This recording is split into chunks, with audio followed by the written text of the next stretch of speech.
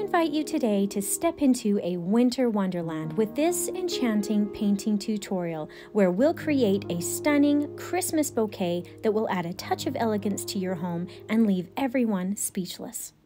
So really quickly, let's go over the supplies we need.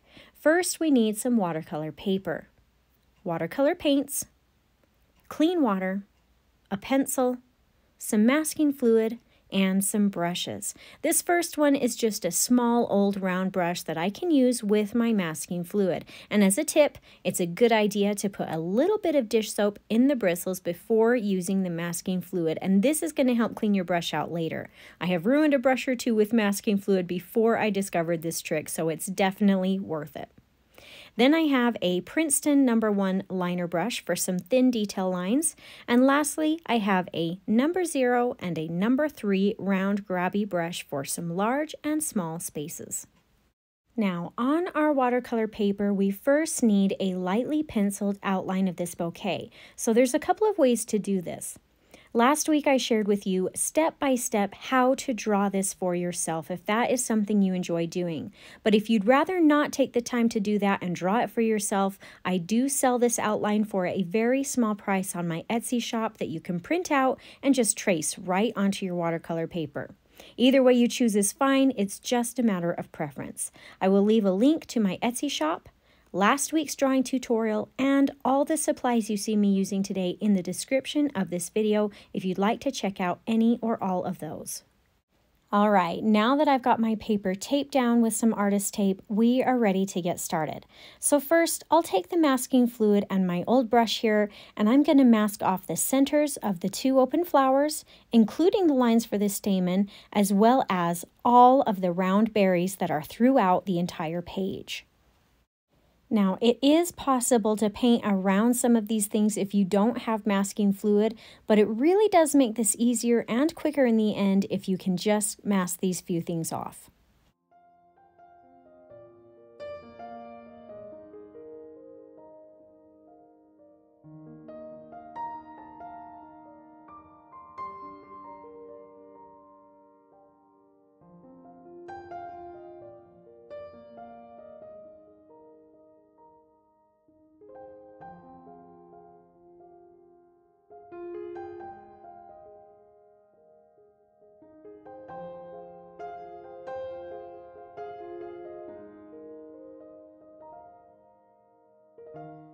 We want that fluid to be completely dry before we move on. So while we wait, let's mix up a few colors on our tray. Let's make some shadow colors first. So take some ultramarine blue and mix it with a little bit of alizarin crimson to make kind of a dull, dark purple color. Then I'll make a dull, dark blue by mixing ultramarine blue with some ivory black. Now for some background colors for behind the bouquet, let's add to our tray some sap green, some azo yellow, and some hooker's green. Next, we'll paint the background. So using this larger brush, let's wet down the background area using just water first. I'm pretty much going to paint everything here, except I will go around the flowers and the teacup.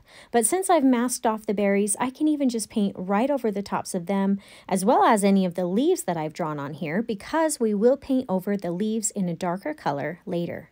Then I'll take these greens and yellows and start applying that color to my background.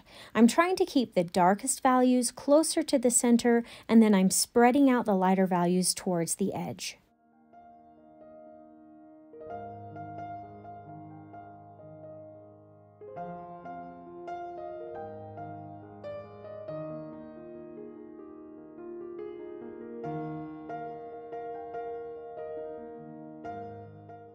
Over here on this left side, it might even be fun to add in some of these shadow colors to the background.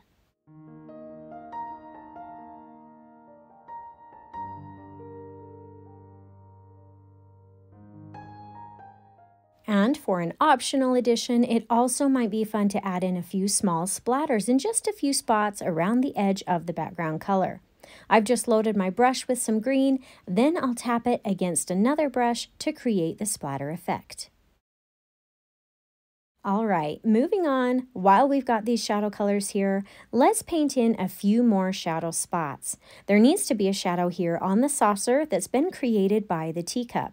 And again, since I've masked off these berries, I can just paint right over the tops of them. I've started with more of the purple color, but I think I'll blend in just a touch of the blue too.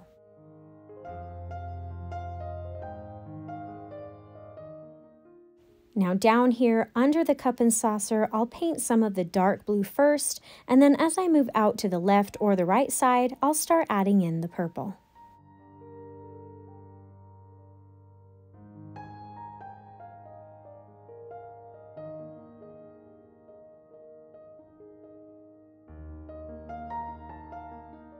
I think I'll even add in a touch of shadow here on the right side of the saucer way in the back, as well as a little bit on the cup itself.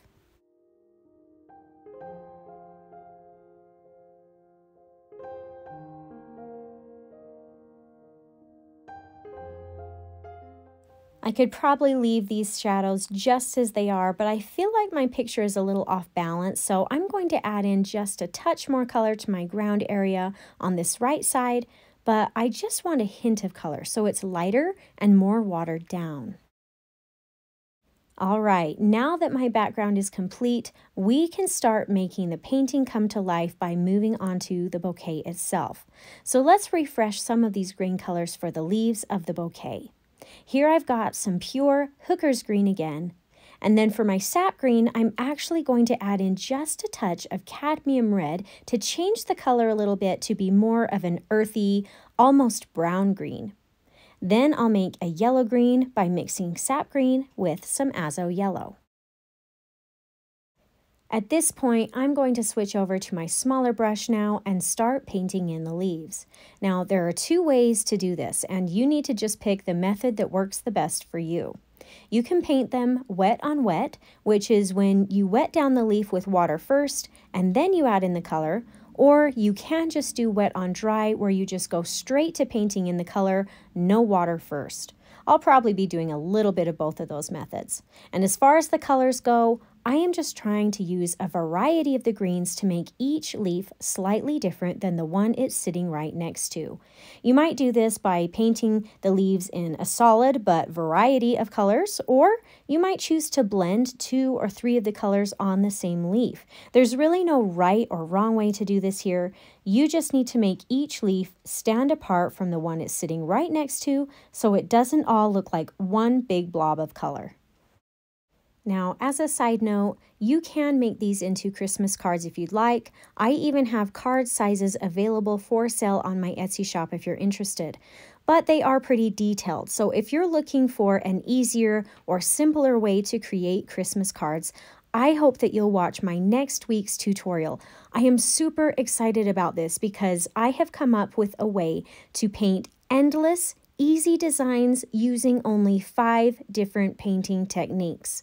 This is truly one of my best ideas, so make sure you don't miss that. I hope that you find this tutorial not only fun and helpful, but also relaxing. Painting can be a therapeutic and calming activity, and even just watching this Christmas tutorial can provide a sense of relaxation and an escape from the stresses of daily life. So if you find either painting or just watching a painting come to life, I hope you'll consider subscribing so you can continue to have a great way to unwind and focus on something enjoyable.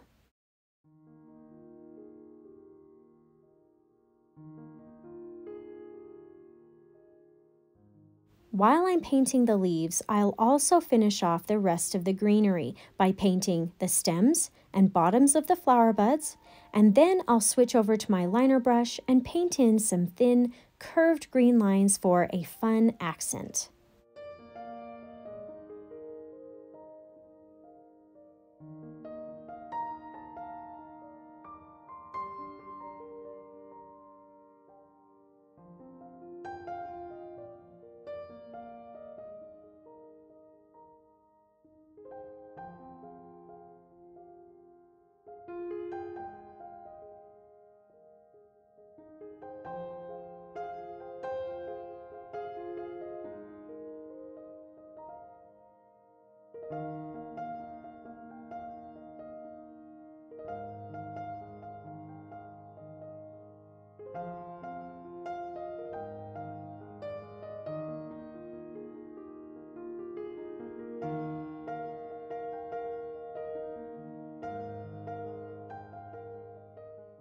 All right, congratulations on getting this far. There was a lot of greenery to paint, but the good news is that we only have a few more steps and we can call this painting done.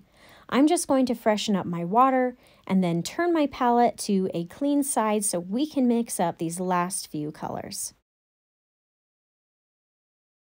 The next thing I want to paint is a little gold strip of color along my cup and saucer to make them pop and stand out. So I've got some raw sienna and some burnt umber here.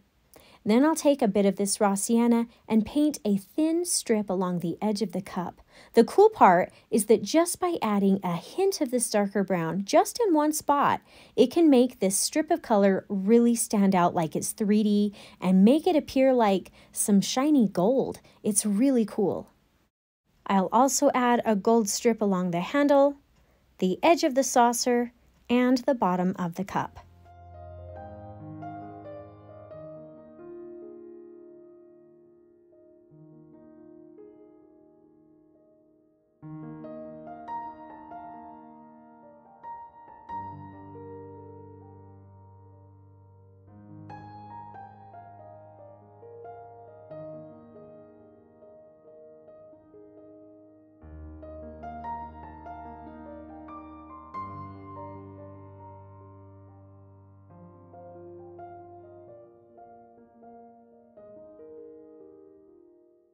Okay, moving on to the flowers. Let's get some cadmium red on our tray for the main color of the flowers. And then for the shadow area of each petal, we'll mix alizarin crimson with a touch of ivory black. And I might just get a little bit of ivory black here on its own just in case we need that by itself. I'll start by painting the petal with water first. Then I'll add in some cadmium red and spread that throughout the petal. I may even leave some areas lighter in color or even almost white to create a highlight look. Then I'll take the shadow red color and add that in closest to the center of the flower. I'm going to skip this next petal that's right next to this first one until it's dry so that my colors won't bleed into each other, and then I'll come back to it later. And if you have petals that are folded over at any point, just like this one, I'm going to leave them white and unpainted, and I'll come back to them later as well. Now, I'll go ahead and paint all of the petals on the page in the same way, including the flower buds.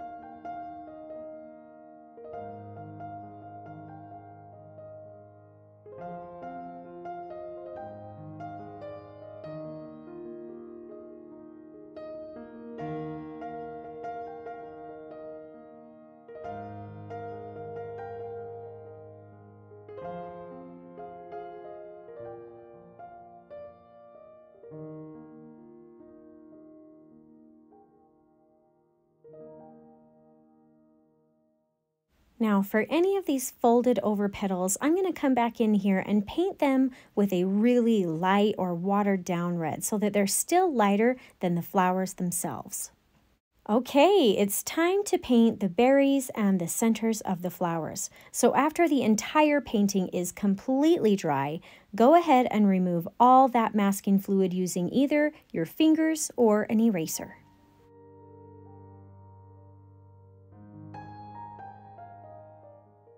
Now I'll quickly paint in the flower centers using a little bit of Gamboge.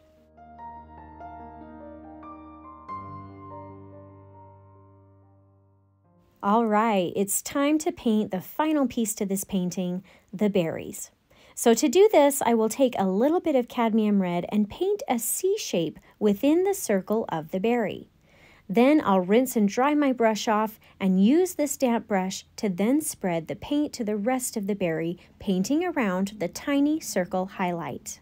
The goal here is to have that initial painted C shape the darkest part of the berry. Then as you spread the color out, it will be lighter in value, creating a 3D effect. Now, if you just can't get this technique to work for you, you can just paint the berry a solid color, but make sure you still leave a little white highlight on the berries. You'll notice that I will also jump around as I paint these berries until some of them are dry before I paint another berry that it is touching so my colors don't blend into each other.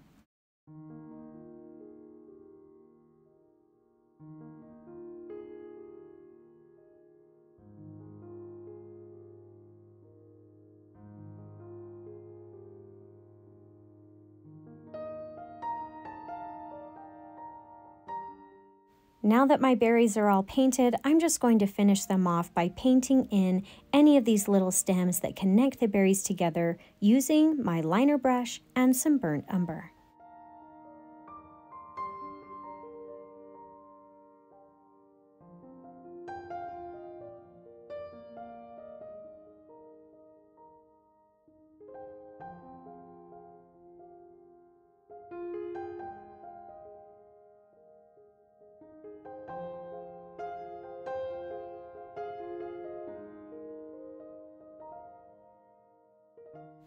And for one final finishing touch, I'm also going to go back in and paint in some thin green vein lines on my leaves. And that's it for today's stunning Christmas floral bouquet. I hope you had some fun painting this with me. If you did enjoy this tutorial, please consider subscribing to my channel so I can continue to help you discover your artistic side.